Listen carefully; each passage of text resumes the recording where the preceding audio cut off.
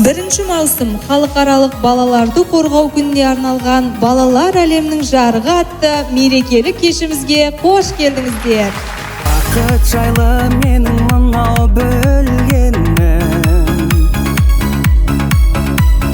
бақыт деген бірде шаттық бірде мұң. Бақытты сол кәрі кетіп түндерім, бақыт іздеп азаптанса кім-де-кім.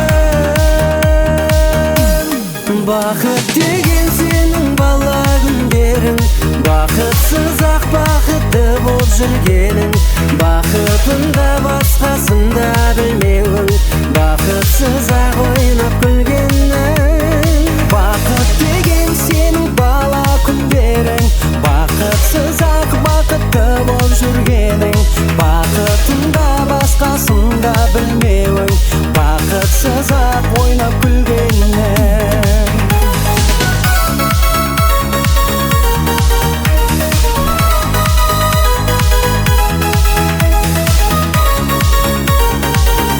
Қазіргі таңда біздің мемлекетте сіздердің келешектеріңіз үшін көп жағдайлар жасап жатыр.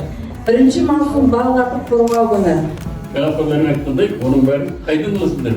Ата-ананың ақылынан бастап, кітаптан оқысыңдар.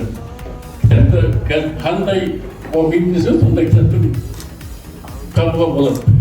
Сонан кейінгі жерде үнемі бірге қалталарында, ұшақтарында, сумкаларында жүретін осы кітап болу керек.